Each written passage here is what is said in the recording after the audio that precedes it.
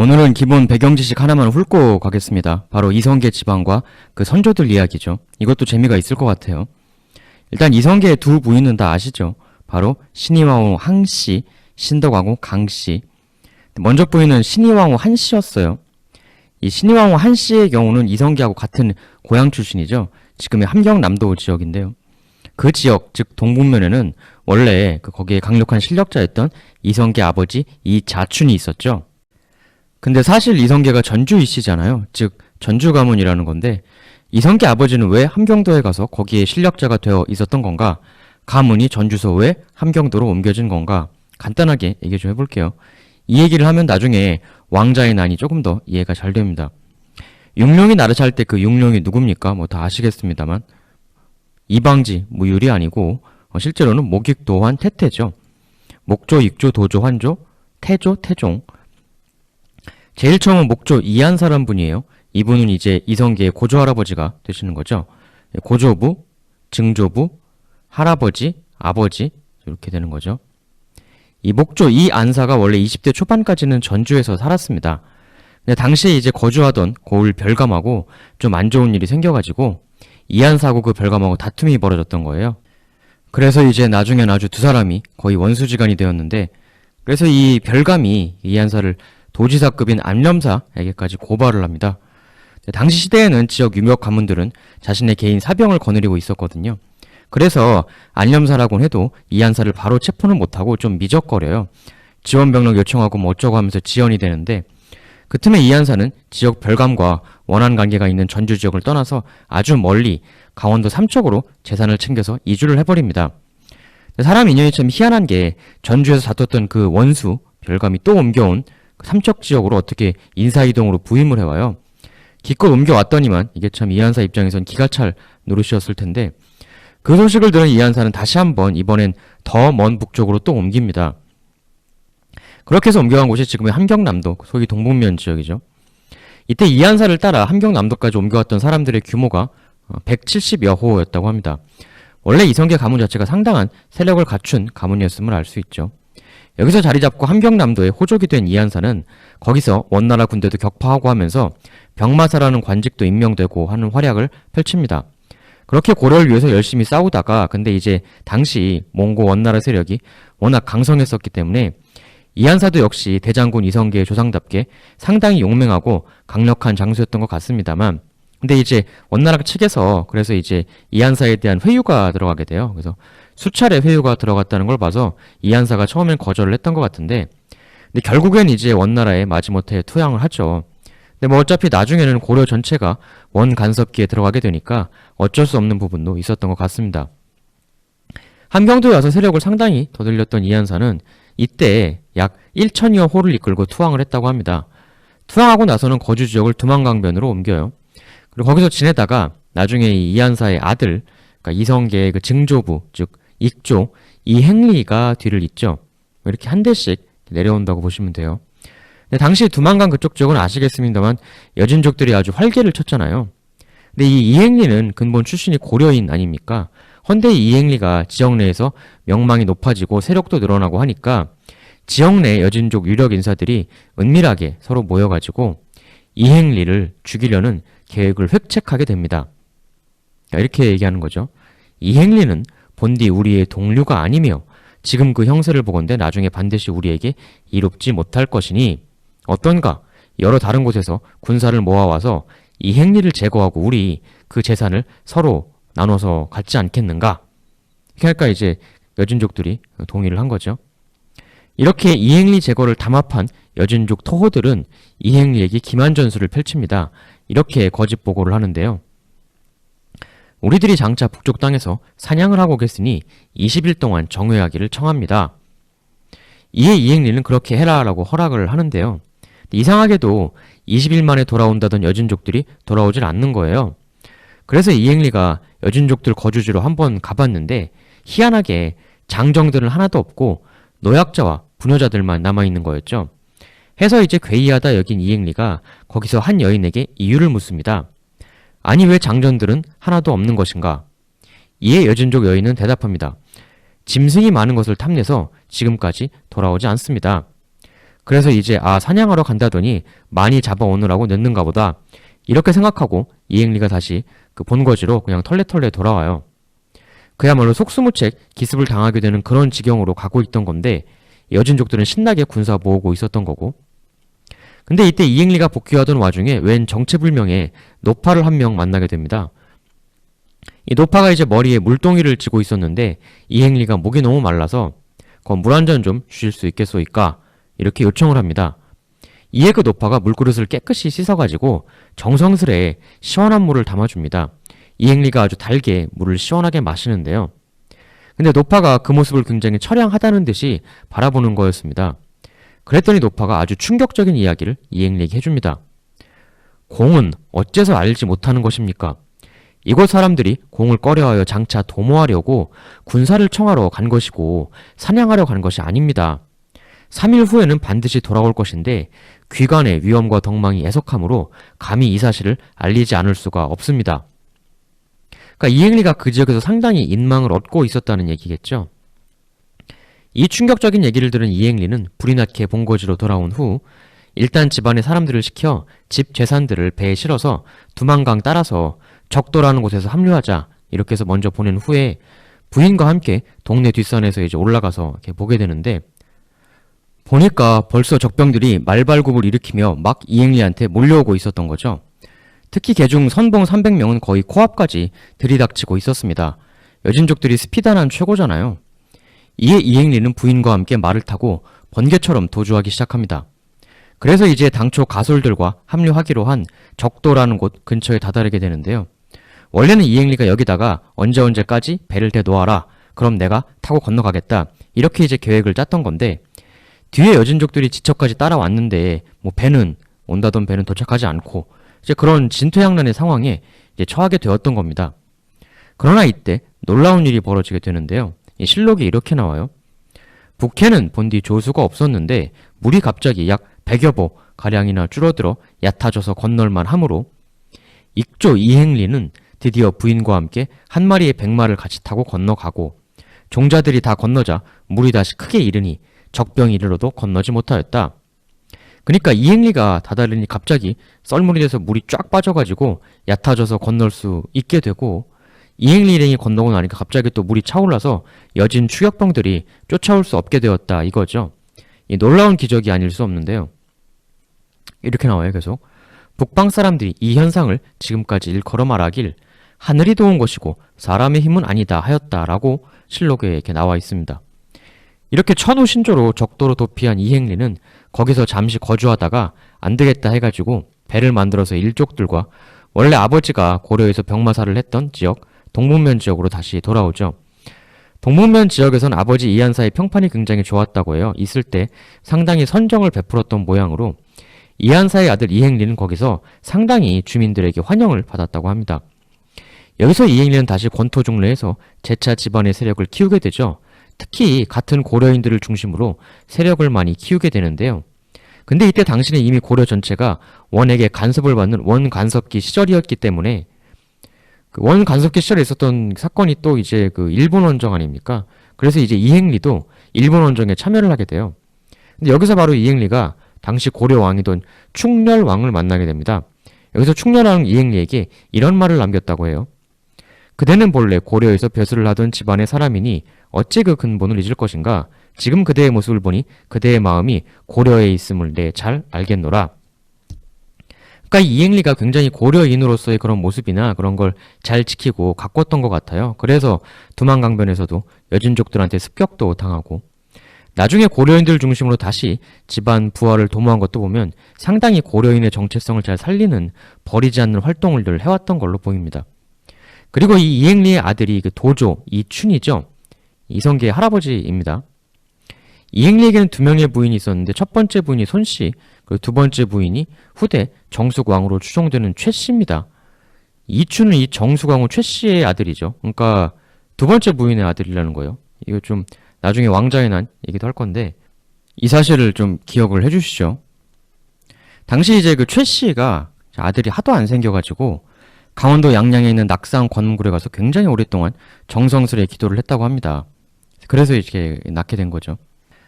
근데 이제 이행리한테는 첫 번째 부인 스라에도 아들이 있었거든요. 근데 왜 두 번째 부인 아들인 이춘이 후계자가 되었냐?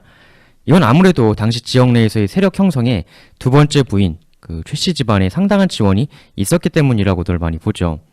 사실 이행리가 여진족들의 공격을 피해서 이주에 와서 다시 재기를 시작한 거 아닙니까? 뭐 그래서 그랬던 것이다.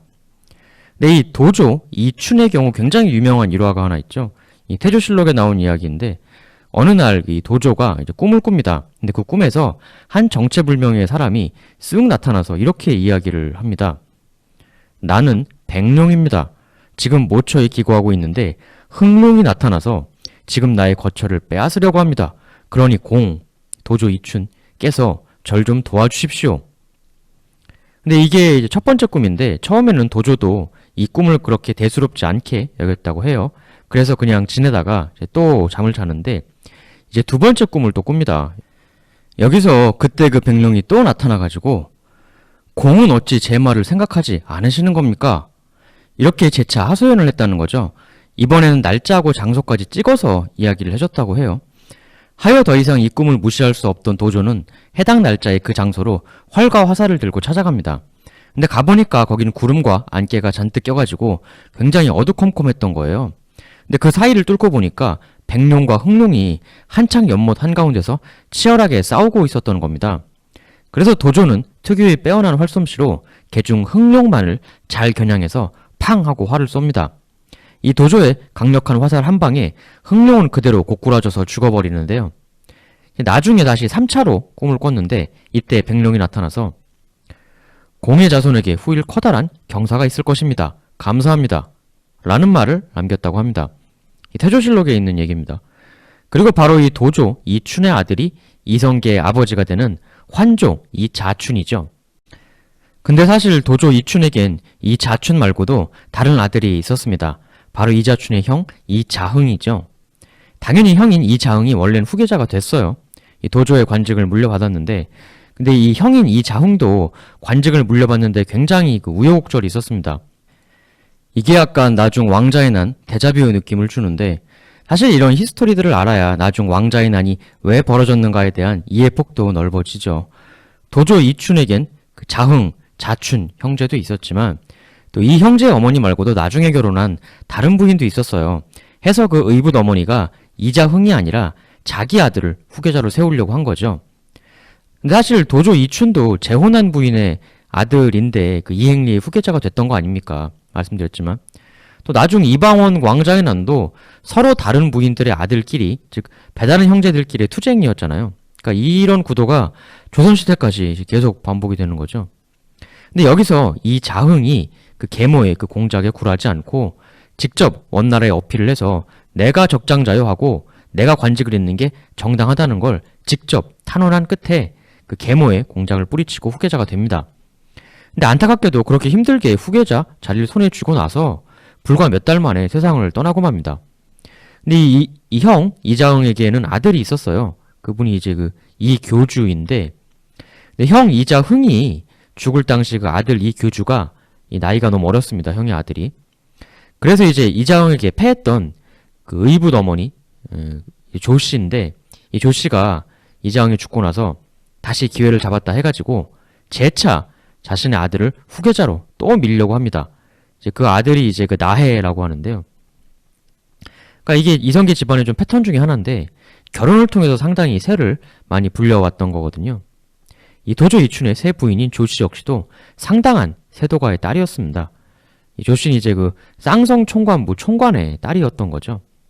그래서 이제 여기서 약간 나중 왕자의 난 거의 그 평행 이론과도 같아 보이는 그런 일이 이제 벌어지게 되는 건데요.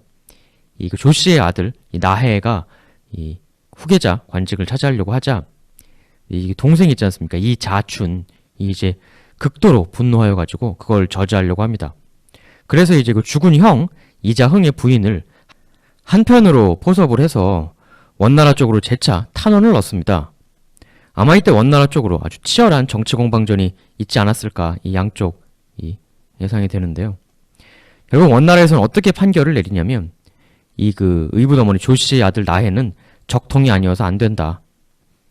다만 이자흥 아들 교주는 나이가 너무 어리기 때문에 동생 이 자춘이 일단 뒤를 이어라. 다만 이 교주가 성인이 되면 그 관직을 돌려주어라. 이렇게 판결을 내립니다. 그리고 이 그 나해, 이 기록에 따르면 조씨의 아들 나해에 대해 목을 베라는 명령이 나왔다고 해요. 그래서 나해가 이 소식을 듣고 도주를 했다고 하는데 결국 잡혀서 참살되었다고 합니다. 이건 뭐 완전 나중에 있을 그 왕자의 난의 거의 프롤로그죠. 뭐 비슷해요. 너무 비슷한데 그 나중 그 왕자의 난 때 이방원이 했던 역할을 그 이방원의 할아버지죠. 이제 그 이 자춘이 그대로 한 거예요. 어떻게 보면 나중에 이방원도 자기가 아니라 의붓 어머니의 배다른 동생인 이방석이 세자가 되니까 난을 일으켜서 힘으로 배다른 동생을 제거했던 거 아닙니까? 여기서 보면 이게 나해가 이자춘의 이제 그 배다른 동생인 거잖아요. 어떻게 이렇게 똑같나 싶거든요. 그러니까 이게 구조적으로 이성계 집안 자체가 뭐 당시 고급 귀족 호족 집안들 어디나 다 그랬겠지만 뭐 그 이런 정도의 그 고위 집안에서의 결혼은 이꼴 정치거든요. 세력 확장. 근데 문제는 이제 부인이 복수일 경우 나중에 후계 문제로 배다른 형제들끼리 이 난이 안 생길 수가 없는 거라는 거죠. 특히 세력 확장을 이유로 한 결혼이기 때문에 비록 두 번째 이후 부인이라 할지라도 그 의붓 어머니 쪽 집안 백그라운드도 만만치가 않거든요. 그러니까 의붓 어머니도 아니 내 아들이라고서 왜 후계자가 되지 말아야 해? 뭐가 꿀려서 우리가? 우리 집안에 뭐가 꿀려? 이렇게 될 수밖에 없는 거거든요. 이러다 보니까 집안 내에 권력을 둘러싸고 대란이 벌어질 수밖에 없는 것이죠. 근데 이렇게 해서 이제 그 의붓 어머니와 나해 쪽은 이제 정리가 돼요. 근데 문제는 이제 나중에 이제 이 교주 형의 아들이 장성하면 관직을 돌려주기로 하지 않았습니까? 일단 실록에 따르면 이 자춘이 교주한테 주려고 했는데 교주 본인이 받지 않았다라고 나옵니다. 결국 이제 그 이 자춘이 최종 후계의 승자가 된 거죠. 그래서 이 자춘의 아들 이성계가 또 자리를 물려받고 그래서 그게 조선 건국으로까지 이어지는 거죠. 근데 이게 문제가 딱 봐도 이렇게 되면 이제 이쪽 조씨 가문하고 이자춘하고 그 사이가 좋을 수가 없겠죠. 당연히 갈등이 생기는 건데 이 어머니 쪽 가문하고 때마침 그 당시 세계사적으로 또 하나의 변혁이 슬금슬금 다가오는 시기였죠. 바로 전 세계를 호령했던 몽고 원나라가 슬슬 기울어 가고 있던 상황이었습니다. 의붓 어머니 조씨 가문이 당시 그 원나라에서 관리하고 있던 쌍성 총관부 지역의 수장이었거든요.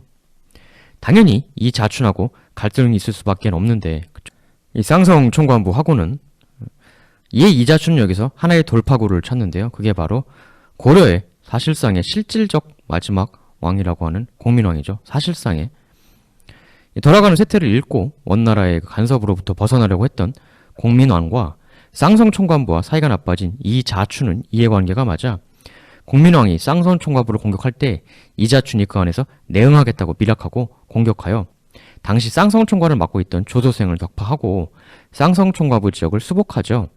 이게 이제 무려 99년 만의 수복이었습니다. 이리하여 이씨 집안은 이제부터는 원나라하고는 손을 끊고 고려로 완전히 넘어오게 되죠. 이 공민왕은 정말 드라마틱한 삶을 살다 간 왕이죠. 언젠가 한번 제가 다루고 싶은 테마이기도 한데요. 이리하여 이자춘은 동분면의 최강 유력자가 된 동시에 공민왕과의 파트너십을 개통하여 개경, 고려 중앙정계에도 진출하는 발판을 마련하죠.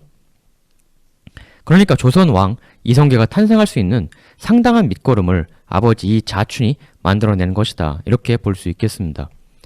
참고로 야사에 따르면 이성계가 가지고 다녔다고 전해지는 그 명검 전어도 이걸 그 아버지 이 자춘이 이성계에게 전해줬다고 하는데요. 아버지에게 받았던 이 전어도 전설 한번 살펴볼까요? 모두가 다 아시는 무학대사 있으시죠?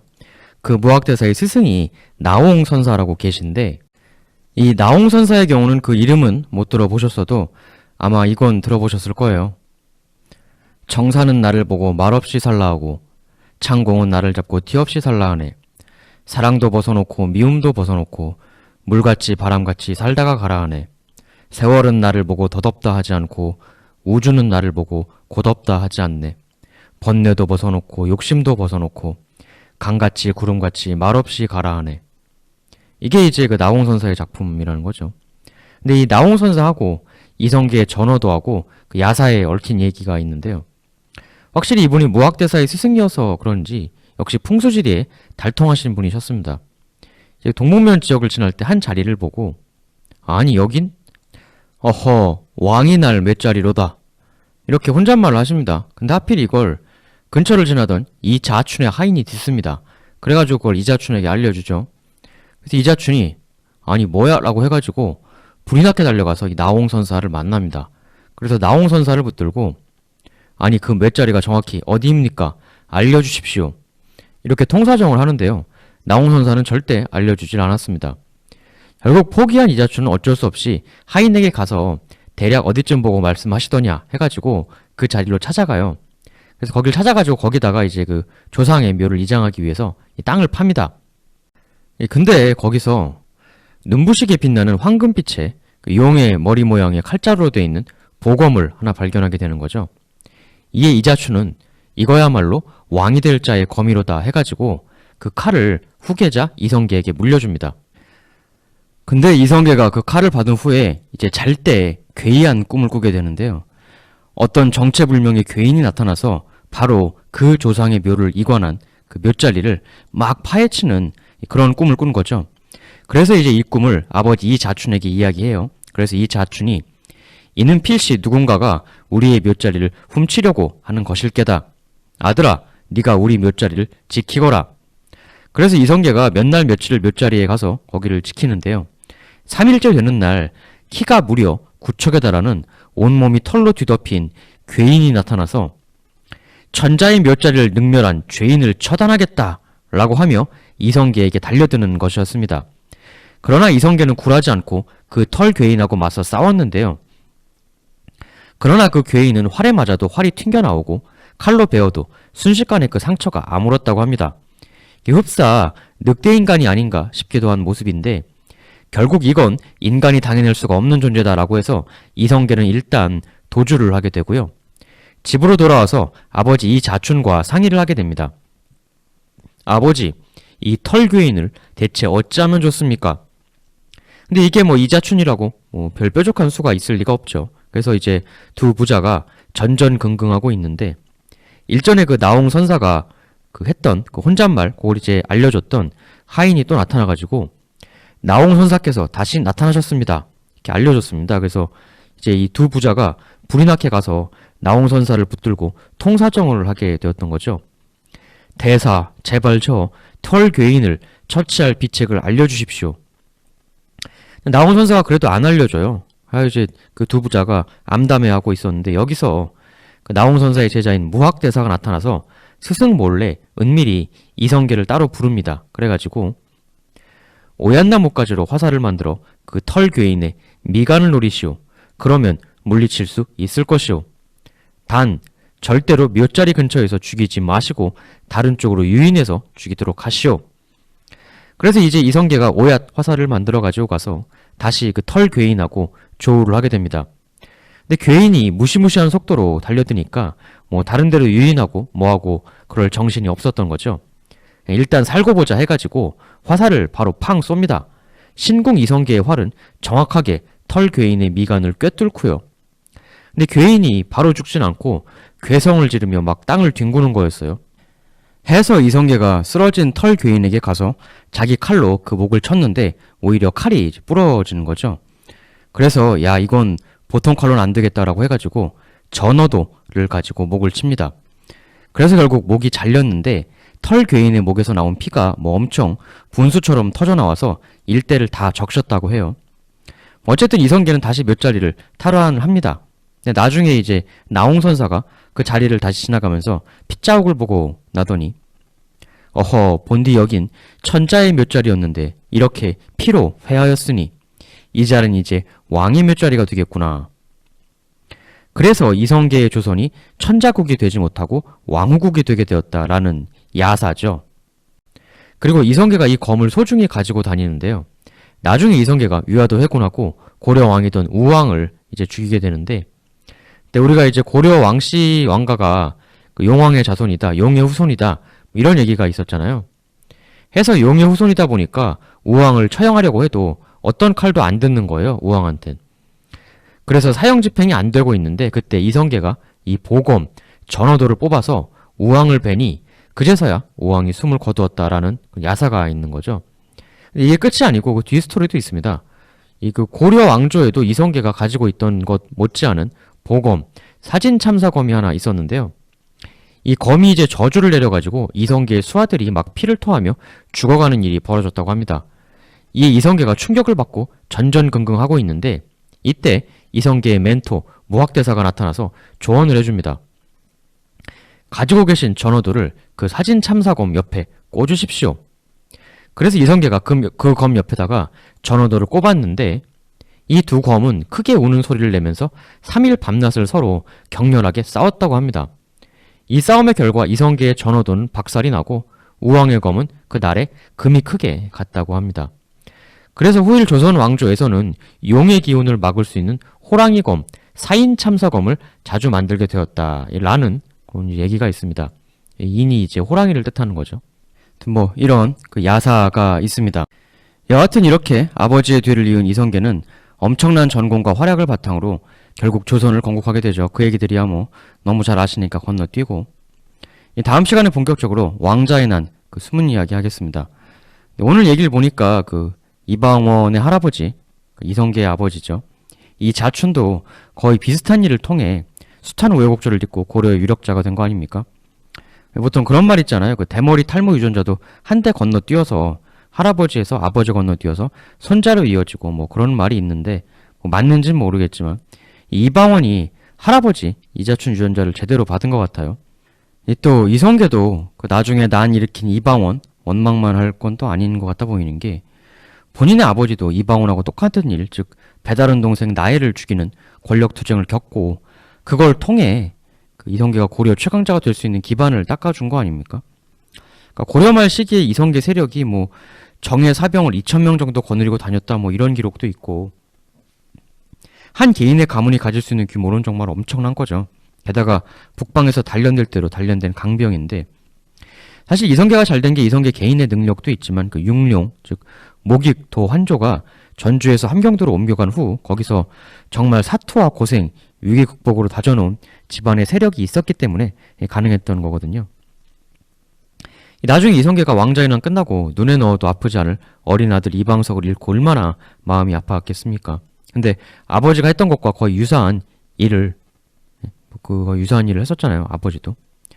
그걸 또 이제 그 자신이 또 겪은 걸 보면 참 사람의 그 연애 과복, 업보라는 게 참 뭐라 말로 설명할 수 없는 그런 면이 있는 것 같습니다. 그럼 다음 시간에 이제 왕자의 난과 정도전 이방원의 대결 말씀드릴 텐데, 예고 차원에서 다음 시간 내용 중 좀 간단하게 소개를 드리면, 보통 우리가 이방원과 정도전의 대결을 신권을 추구한 정도전과 거기에 반대한 왕권의 이방원 대결 뭐 그렇게 알고 있잖아요. 그래서 이제 왕자의 난을 통해 정도전 신권 정치 이상이 무너지고 왕권 정치 좋아하는 이방원이 이긴 것이다. 뭐 이렇게들 말씀들을 또 많이 하시는 분들 계신데요. 근데 왕자의 난 당시 왕이 그 누구였죠? 이성계였죠. 이방원이 아니고. 우리는 흔히 왕자의 난으로 이쪽 그 세자 이방석 쪽만 패했다고 생각하는데, 근데 이방석을 세자로 안 친 게 이게 누굽니까? 그 왕인 이성계죠. 그 얘기인즉슨 결국 왕자의 난으로 박살나고 꺾인 건 바로 왕의 의지였던 겁니다. 바로 왕권이죠. 즉 왕자의 난이 박살낸 건 정도전의 신권 정치 이전에 바로 왕권을 박살낸 겁니다. 왕자의 난은 왕권을 분쇄시킨 난이었다. 누가? 신하들이죠. 그러니까 이방원은 왕은 아니었잖아요. 그리고 이방원 옆에 붙어서 같이 난을 일으킨 사람들 다 신하들이죠. 세자가 아닌 왕자는 왕권하고는 하등 상관이 없는 사람이죠. 그냥 왕의 친지일 뿐이지 아무것도 아니잖아요. 그 아무것도 아니었던 이방원하고 신하들이 똘똘 뭉쳐서 왕인 이성계를 무너뜨린 사건. 즉 왕자의 난은 이방원이 정도전을 이긴 난이라고 보기 이전에 신하들이 왕인 이성계를 패배시킨 사건이다. 즉 왕자의 난은 철저한 왕권에 대한 신권의 승리다 라고 보는 관점이 있죠. 뭐 꼭 이게 맞다는 건 아니에요. 그러니까 이제 세부적인 여러 가지 다양한 관점 얘기는 다음 시간에 더 하고, 다만 하도 정도전의 신권 정치가 왕자의 난으로 왕권 지상주의자 이방원에게 무너졌다 이렇게 보시는 분들이 조금 계셔서요. 물론 그렇게 볼 수도 있습니다. 사람 얼굴이 똑같은 사람이라도 앞에서 볼 때랑 옆에서 볼 때랑 달라 보이잖아요. 형태가. 그리고 이것도 봐야죠. 그 왕자의 난이 과연 이방원 개인의 승리였다고 봐야 할까? 우린 다 그렇게 생각을 하고 있는데, 이방원이 뭐 고작 수십 명 사람의 뭐 무기 부족해서 몽둥이 같은 거 들고 와서 성공시킨 난이다. 뭐 이렇게 보시는 분도 계신데 근데 무려 일국의 정권을 탈취하는 건데 그게 과연 그렇게 해서 가능한 일이었을까? 수십 명 가지고. 그러니까 우리가 이제 기록에 있다고 물론 고지고대로 믿어야 할 때도 있겠지만 그 기록은 불완전하고 자신의 목적이 있는 인간이란 존재가 쓰는 거지 않습니까? 인간이라는 존재가 완전한 존재가 아니잖아요. 그 상식이라는 걸 토대로 기록을 한번 그 재점검해봐야 될 때도 있는 거거든요. 다시 생각해봐야 될 때도 있는 건데 오히려 그렇게 좀 다시 한번 생각을 해보는 게 역사를 보는 진짜 제대로 된 관점이 아닐까 싶기도 한데요. 그리고 과연 이제 일국의 정권을 탈취하는 그런 거사가 이방원이라는 한 개인의 힘만으로 모든 게 이루어진 것이었을까? 정말 왕자의 나는 이방원이라는 한 개인의 승리였던 걸까? 그리고 이것도 하나 생각해 볼 필요가 있겠어요. 정도전이 추구했던 게 정말 신하가 권력을 잡는 신권 정치였던 걸까? 신권 정치란 말이 신하가 권력 가진다는 거잖아요. 정말 정도전은 본심이 그런 의미였을까? 이것도 여러 다른 의견들이 있습니다. 정도전은 정말 신권 정치였을까? 다음 시간에 그 왕자의 난과 둘러싼 여러 가지 뭐 이와 관련된 그 숨은 이야기들로 찾아뵙도록 하겠습니다. 예, 대단히 감사합니다. 도움 주시는 분들 제가 뭐 직접적으로 표현은 못하지만 너무너무 감사드리고 있다는 점 여러 번 말씀드렸고 정말 너무너무 도움 주시는 거 정말 감사합니다. 대단히 감사합니다.